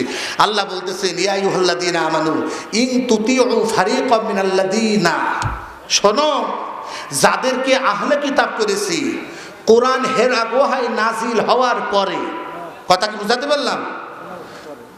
কোরআন হেরা গুহায় কি নাজিল হওয়ার পরে জীবন চলার পথে যদি এই কোরআন থেকে সমাধান না নিয়ে আহলে কিতাবদের কোন মত পথ গ্রহণ করে যদি আমার কোরআনকে ওভারকাম করো, ওভারটেক করো, তাহলে আমার ফতুয়াটাও শুনে রাখো। কি ফতুয়া? আল্লাহ কোরআনে বলছে, আমি বানিয়ে বলতেছি না। আল্লাহ কি বলে আপনাকে ফতুয়া দিয়েছেন, আপনি একটু খেয়াল করে শুনেন। আমি বানিয়ে বলতেছি না। এখন আমি সামনে হেফজ কোরআন শরীফ রাখি যে আমি মুখস্থ বলতে পারবো, কিন্তু মুখস্থ আমি বলি না। আয়াত বলার পরে আমি সাধারণত আয়াতটা আবার দেখাই যে এই জায়গায় আয়াতটা আছে। কথা কি বুঝলেন? কিভাবে দেখাচ্ছি আল্লাহ বলেন। আল্লাহ রাব্বুল আলামিন কি বলেন আপনার ব্যাপারে শোনেন। 4 নম্বর পারার লাস্টের আয়াতখানা একটু অনুধাবন করে একটু পড়ে দেখি। আল্লাহ বলতেছেন, ইয়া আইয়ুহাল্লাযীনা আমানু, ওহে ঈমানদারেরা। তাহলে বোঝা গেল এই ফাসিকদের ডেকে বলেনি, কথা কান ঠিক কিনা? এই হিন্দুদের ডেকে বলেনি, বৌদ্ধদের ডেকে বলেনি, খ্রিস্টানদের ডেকে বলিনি, কথা কান ঠিক কিনা? কাদেরকে ডেকে বলতেছেন? যারা ইমানের দাবি করে। একটু আল্লাহকে হাত তুলে দেখান, ইমানের দাবি কারা কারা? একটু আল্লাহকে হাত তুলে দেখান। আল্লাহকে দেখান, আল্লাহর কুদরত থেকে। আল্লাহ, আমরা ইমানের দাবি করি, আল্লাহ আপনি কবুল করেন। তাহলে ওয়াজটা আমাদের জন্য খুব দরকার। হাত নামান, কথা কান ঠিক কিনা? বন্ধুগণ আমার, কি বুঝলাম? আল্লাহ আমাদেরকে ডেকে বলতেছে, ও হে বিশ্বাসীরা। ইয়া মানে হরফে নিদা, ডাক দিয়েছেন আল্লাহ, ও হে যারা ঈমান এনেছো। আমি আল্লাহটা ওয়াজ করছি, শোনো, সুবহানাল্লাহ। আমার ওয়াজটা হলো এক, ইন মানে যদি, হরফে শর্তিয়া, ইন তুতিউ যদি তোমরা মেনে নাও, আনুগত্য করো, ফারিকান কোন দলের, মিনাল্লাযীনা উতুল কিতাব যাদেরকে কিতাব দেওয়া হয়েছে, আহলে কিতাবদের কোন মত পথের যদি আনুগত্য করো, কোরআনে সেই সমস্যা সমাধান থাকার পরও জীবন চলার পথের সমাধান যদি তোমরা ইহুদি নাসারাদের বাতানো মত জ্ঞান থেকে যদি নাজাতের ফায়সালা খোঁজো, দুনিয়ার শান্তি আখিরাতের মুক্তির পথ যদি খোঁজো, তাহলে শোনো, আমি আল্লাহ বলতেছি, ইয়ারুদ্দুকুম বাদা ঈমানিকুম কাফিরিন। এই যে তোমাদেরকে ডাক দিলাম তোমরা ঈমানদার, আমি আল্লাহ বলতেছি ঈমান আনার পরও তোমরা কাফের হয়ে যাবে। চিৎকার দিয়ে বলেন না নাউযুবিল্লাহ। তাহলে কি বুঝলাম আমরা? ভালো করে শোনেন, খুব দরকার এই গণতান্ত্রিক দেশে যারা সব কিছুর ভিতরে ভোটে চিন্তা করে, কতক্ষণ ঠিক কিনা? রমজান মাসে মসজিদি নামাজ পড়ি বা না পড়ি, জানা যায় সামনের কাতারে, আমাদের ভোটের খুব দরকার। এরকম আছে না আমরা? কতক্ষণ আছে কিনা? আমি বলতেছি রাজনীতি করেন ভালো কথা, কিন্তু নিরিখটা আগে ভালো করে নেন। শোনেন, কেউ ঠেকাতে পারবেন না, কারণ যখন চলে যাওয়া লাগবে তখন কোন নেতা, কোন নেত্রী, কেউ কারোর কবরে যেতে পারবে না। এই পারবে? বলে পারবে? পারবে? চোখেরই পলকে তুমি হতে পারো লাশ, চিরতরে বন্ধ হবে তোমার নিঃশ্বাস। হইবে এলেন তোমারই নাম, হইবে এলেন তোমারই নাম মসজিদের মাইকে, বাড়িওয়ালা নাহি রে বাড়ি নাহি রে দুনিয়াতে। কথা কন ঠিক কিনা? বাড়িওয়ালা নাই রে বাড়ি নাই রে দুনিয়াতে, বাড়িওয়ালা নাই রে বাড়ি নাই রে দুনিয়াতে। তোমার ভয়ে থাকতো সবাই ছিল বাহাদুরি, ভাবনি হাওয়ায় উড়া তুমি যে রঙিন ঘুড়ি। শিক্ষা আছে কিনা এই গজলের ভিতরে? তোমার ভয়ে থাকতো সবাই ছিল বাহাদুরি, ভাবনি হাওয়ায় উড়া তুমি যে রঙিন ঘুড়ি। সুতোয় টান দিলে মালিক, সুতোয় টান দিলে মালিক পারবে না থাকিতে, বাড়িওয়ালা নাহি রে বাড়ি নাই রে দুনিয়াতে। কথা কন ঠিক কিনা? একটুই ভাবতেছো না, একটু ভাবতেছো না ক্ষমতা পাইছো, নেতা হয়েছো, ভাবতেছো যা খুশি তাই করব, কিন্তু হায়াতের নাটা কিন্তু আমার আল্লাহর হাতে। নাহনু কদ্দারনা বাইনাকুমুল মাউত ওয়া মা নাহনু বিমাসবুকিন। আল্লাহ বললেন মউত আমি কণ্ঠন করি, আমাকে কেউ দুর্বল করতে পারবে না। এটা কার কথা? আরো জোরে বলেন কার কথা?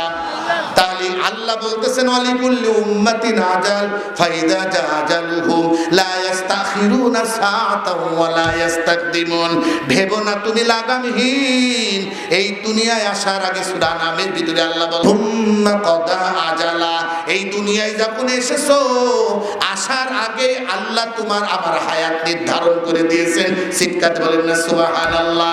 ওই নির্ধারিত সময় যখন এসে যাবে একটা কদম পিছনে থাকা যাবে না, আল্লাহর সীমানা পেরিয়ে একটা কদম সামনে আসা যাবে না। এই কথা কি বিশ্বাস হয়? আল্লাহ বললেন ওয়া কানা লিনাফসিন আন তামুতা ইল্লা বিইذনিল্লাহি কিতাবাম মুআজ্জালা। আমি আল্লাহর অনুমতি ব্যতীত কেউ মরতে পারবে না। কে কখন মরবে? কিতাবাম মুআজ্জালা, একটা কিতাবের ভিতরে তার হায়াতটা সুনির্ধারিতভাবে লিপিবদ্ধ করা আছে। চিৎকার বলেন সুবহানাল্লাহ।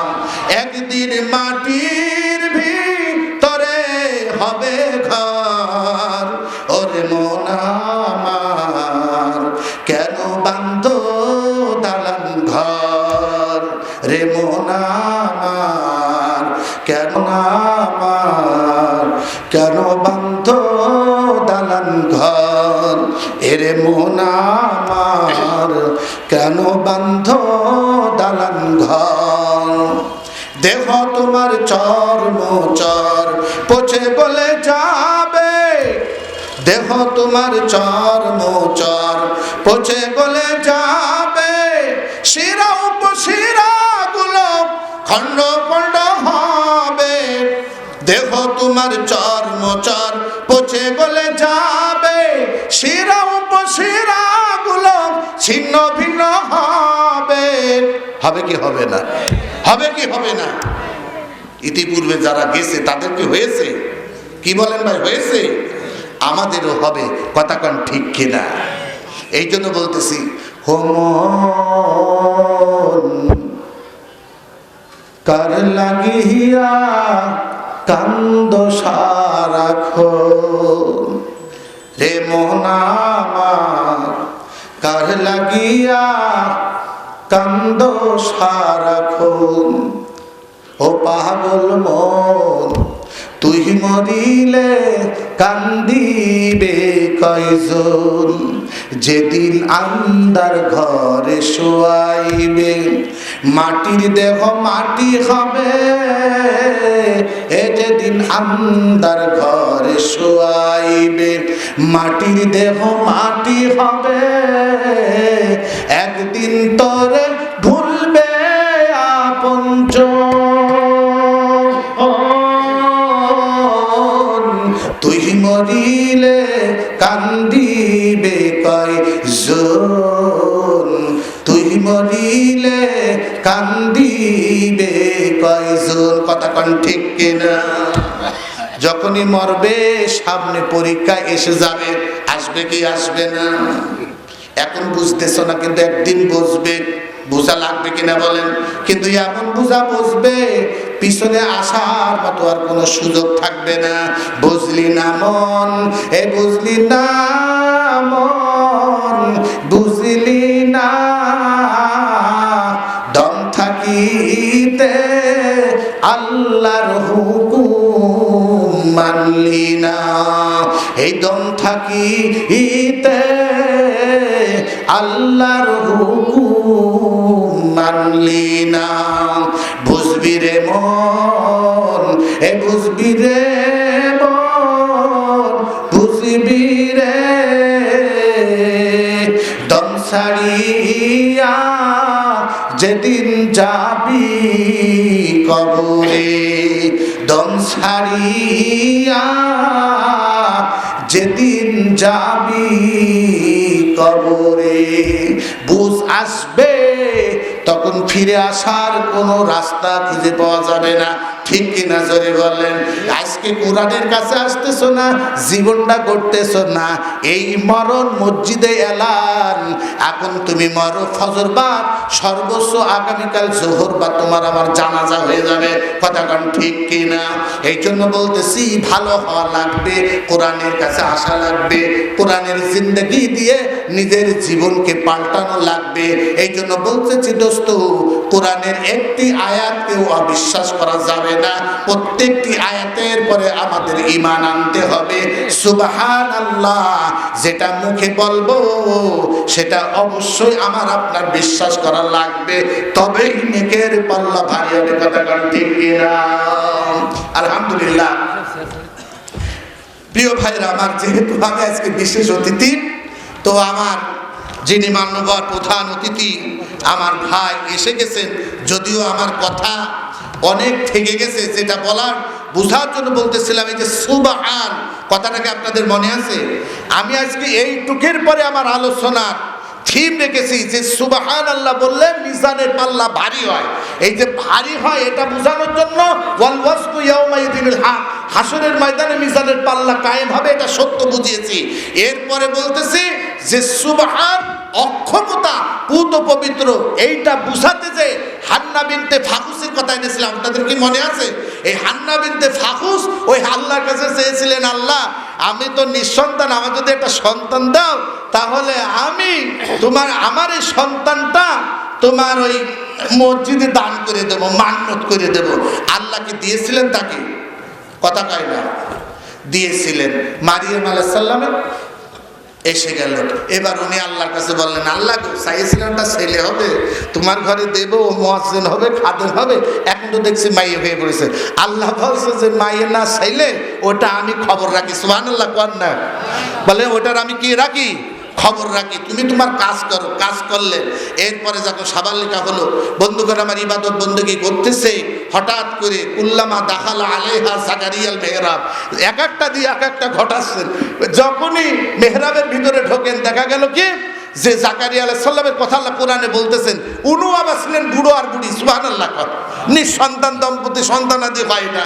বন্ধুগণ আমার, তো এরকম ঘটনা ঘটে গেল। মারিয়াম আলাইহিস সালাম যখনই মেহরাবের ভিতরে ঢোকে, ঘরের ভিতরে দেখে যে খানজা ভরা বেমৌসুমের ফল দিয়ে আল্লাহ তার খানজাটা মানে থালাটা ভরা রেখেছে। সুবহানাল্লাহ। জাকারিয়া কয়, ইয়া মারিয়াম আন্নালাকি হাজা, এইসব পাও কোথায়? ঘর বন্ধ থাকে, এই দরজা জানলা বন্ধ, এগুলো পাও কোথায়? মারিয়াম আলাইহিস সালাম বলে, পালা তো হুয়া মিন ইনদিল্লাহ, ইবাদত যার করি তিনি আমার খাবার পৌঁছে দেন। চিৎকার বলেন সুবহানাল্লাহ। সেই ক্ষমতা কি আমার আল্লাহর আছে? বদ্ধ ঘরে খানজা ভর্তি খাবার দেওয়া, এই ক্ষমতা কি আমার আল্লাহর আছে? বদ্ধ ঘরে আবার খাবার চাই কি করে? এটা মানুষের জন্য অসম্ভব। ইন্না বলছে ইন্না যালিকা আলাল্লাহি ইয়াসির, এর নাম সুবহান। ঘর বদ্ধ থাকা যাই থাক না কেন, পাথরের ভিতর আল্লাহ জীবন দিতে পারেন, ডিমের ভিতরে জীবন পৌঁছাতে পারেন, সেই আল্লাহ খাবার বদ্ধ ঘরে পৌঁছাতে পারেন। কথা গান ঠিক কিনা? এইবার দিকে শুনে বলছে, এরে সর্বনাশ, যেই আল্লাহ বদ্ধ ঘরের ভিতরে খাবার দিতে পারে ও আল্লাহ, তাহলে ওই আল্লাহ তো বুড়ো বয়সে সন্তান দিতে পারে। হুনালিকা দা জাকারিয়া রাব্বা, এইবার নামাজের ভিতরে কান্দে কেটে বলতেছে জাকারিয়া ডেকে, আল্লাহ গো রব্বি হাবলি, আমার একটা সন্তান তুমি দান করো, তবে পকেট মার হলে হবে না, জুয়ো হলে হবে না। কথা কি বুঝলেন কিনা? ও আবার অশান্তির কারণ। মাঝে মাঝে এরকম হয় না, এই সন্তান না থাকলেই ভালো হইতো। এই সন্তানের বাপ না হয়ে এ মরে গেল না কেন, এরকম হয় না? তাহলে সন্তান হলে হবে না, নেককার হতে হবে। কথা ঠিক কিনা? রব্বে হাবলি মিনাস সলিহিন, একটা নেককার সন্তান দাও। তখন আল্লাহ কয় যে যা কবুল করলাম, দিলাম, ইয়াহিয়ারে দিয়ে দিলাম। তখন আল্লাহ তুমি যে দেশো তা বুঝবো কি করে? কয় 3 দিন কারোর সাথে কথাবার্তা বলবে না, দিয়ে দিল। এই হচ্ছে আল্লাহর বিধান। সুতরাং আল্লাহর কাছে চাইতে হবে, আর আল্লাহকে অক্ষমতা থেকে পবিত্র মনে করে মাজার ফাজার এই কি বললাম, মাজার ফাজার ওগুলা শিরকের আকড়া হয়ে গেছে। কিছু চাইতে হলে ওই সেই কথা আল্লাহ বলতেছে, সালাকা ইবাদি আন্নি ফাইন্নি করিব। রসুল তুমি আমার বান্দাদের বলে দাও যারা আমার সম্বন্ধে জানতেছে, ফাইন্নি করিব, তাদের বলো যে আমি তাদের নিকটেই থাকি। সুবহানাল্লাহ। তাহলে যে আল্লাহর নিকটে থাকে, কথা কয় না, যে আল্লাহর নিকটে থাকে, সাথী হলে তার কাছে চাবো কিনা? বলেন না, চাবো কিনা? উজিবুদ দাওয়া, দেখেন আল্লাহ কি বলছে, উজিবুদ দাওয়া তাদঈ যাদাআন। আমার বান্দা যখন তার নিজের প্রয়োজনের জন্য আমারে ডাকে, আমি আল্লাহ তার ডাকে সাড়া দিই। এই গোলামেরা, কার কাছে যাও, কোথায় যাও? আল্লাহ বলতেছে তোর সাথে আছি, তোর ডাকলে আমি শুনি। উদউনি আস্তাজিব লাকুম, আমারে ডাক, আমারে বল, যা লাগে আমি দেব। সুবহানাল্লাহ। গুনাহ করেছিস আমারে বল, আমি মাফ করে দেব। অসুস্থ হয়েছিস আমাকে বল, আমি মাফ করে দেব। বড় লোক হতে চাচ্ছিস আমারে বল, আমি সম্পদ দেব। আল্লাহ ইয়াবসুতু রিজকা লিমান ইয়াশা ওয়া ইয়াকদির। কেউ দিতে পারে না, খাজা বাবা ও তোমার সম্পদ বাড়াতে পারে না। আমি একজন আলেমের মুখে শুনেছি, খাজা বাবার মুরিদ হয়ে বলতেছে যে ওখানে গেছিলাম বলে আমার চাকরি হয়েছে, প্রমোশন হয়েছে, আমার একটু জ্ঞান বৃদ্ধি পাইছে, লোকে আমার মান ইজ্জত সম্মান করে। বলেন না, এই আলেমের ইমান আছে? এই কথা কন, এই আছে? ও টাইটেল পাস, ও আল্লাহকে চিনেনি। কথা কন ঠিক কিনা? ইবলিস যেমন সব ইলম হাসিল করে, ও মনে করেছিল আল্লাহর কাছ থেকে, আল্লাহ যদি কোনোদিন বুড়ো হয় আল্লাহর কাছ থেকে ক্ষমতাটা নিয়ে নেব। ঠিক এই ধরনের মানুষ আল্লাহকে চিনতে পারেনি যে আল্লাহ কোনোদিন বুড়ো হয় না, আল্লাহ কোনোদিন রিটায়ার্ডও করে না। কথা কয় ঠিক কিনা? এই জন্য বলতেছি, বা এই সুবহান দিয়ে আজকের আলোচনা শেষ করলাম। কোরআনের অনেকগুলো আয়াত সামনে এসেছিল, এই পর্যন্ত বললাম ভাইজানকে সুযোগ দেওয়ার জন্য। আল্লাহ রাব্বুল আলামিন আমার জন্য দোয়া করবেন, আমি আপনাদের জন্য দোয়া করি। আল্লাহর কাছে সর্বশেষ চাওয়া, আল্লাহ যেন আমাদেরকে শিরক মুক্ত ঈমান দান করেন। আরো জোরে বলেন, আরো জোরে বলেন, আল্লাহুম্মা।